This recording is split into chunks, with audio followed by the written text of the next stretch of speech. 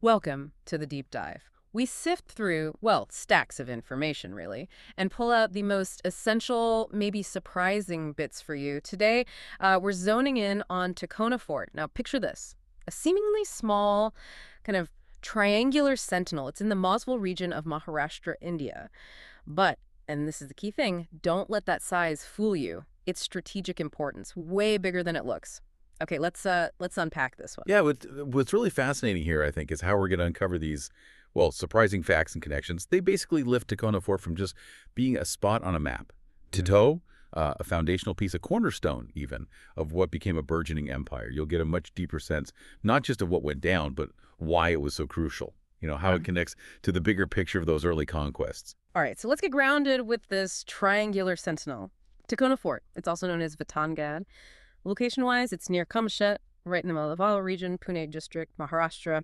Stands pretty tall, actually, around 3,500 feet. And the name, Tikona, well, that comes directly from its shape. It's got this very distinct triangular, almost pyramid-like look. Tikona means triangular in Marathi. Yeah. Pretty unique. And that Maval region itself, that location is so important historically. You've got these rugged hills, the valleys in the Western Ghats. It was always a critical area for control and for defense. The terrain itself is challenging, right? So it offered huge strategic advantages to whoever could actually master it, which meant controlling forts like Tikona was absolutely essential if you wanted regional dominance, essential for projecting power, too. Okay, now, here's where it gets, I think, really interesting.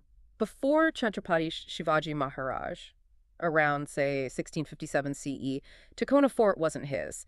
It had been controlled by the Nizamshahi of Ahmadnagar first, and then, for a short time, the Mughals had it. So you'd think, given how important you just said it was, there'd be this massive bloody fight for it.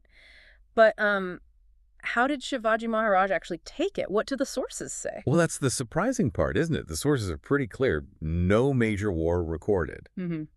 It seems it was seized, likely as part of a wider campaign he was running in the Maval region. Ah, so not an isolated attack. Exactly. It was part of a bigger coordinated push. Involved other key forts nearby like Tung, Visapur, Lohagad.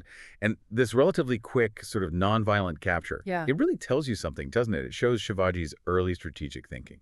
Well, instead of getting bogged down in these costly sieges, draining manpower and resources, he seems to have prioritized intelligence, local help, and just perfect timing. It wasn't just a clever tactic for one fort. It feels like a foundational principle. Build power without unnecessary bloodshed. Preserve your forces for the bigger fights later on. It's kind of like soft power tactics, way before we called it that. A real masterclass. That is fascinating. So, low resistance, strategic takeover.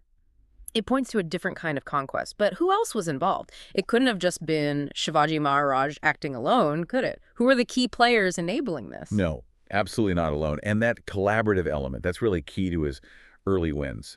The sources point to, first, the Maval Deshmukhs. These were the powerful local chiefs in the area. Okay. They helped Shivaji out significantly. Provided troops, yes, but maybe even more importantly, they gave him invaluable knowledge of the terrain. They knew all the paths, the shortcuts, the hidden spots. Local intel.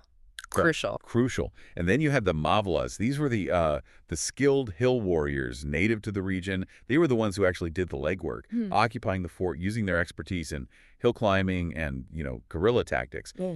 Their specific skills were just indispensable for this kind of operation. Right, so a combination of local leadership and specialized forces. Makes sense.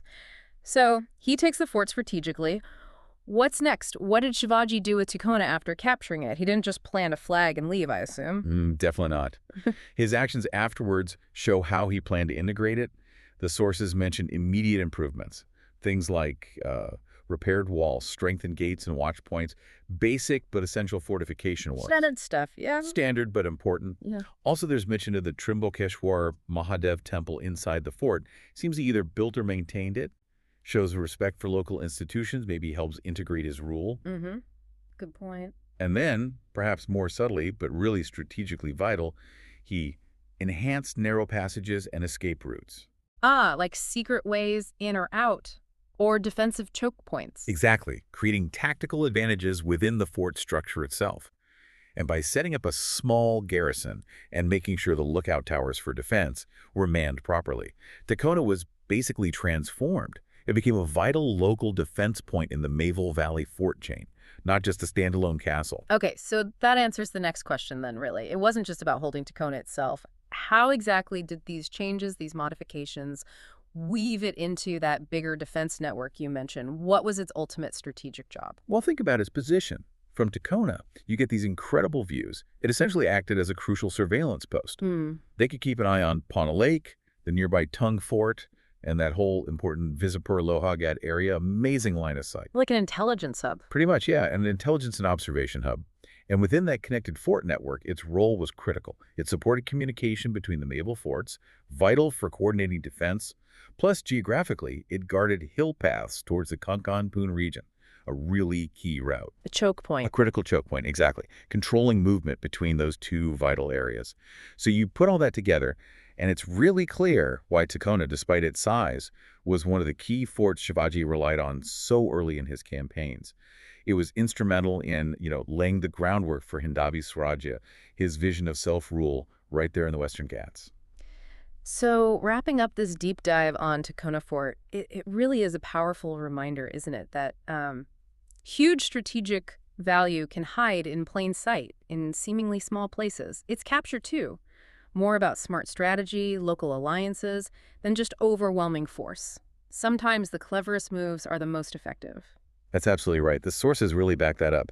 Tikona Fort might look small, but its role in Shivaji Maharaj's early Mosul campaign was genuinely significant. It helped build that strong foundation for Hindavi Swarajya in the Western Ghats.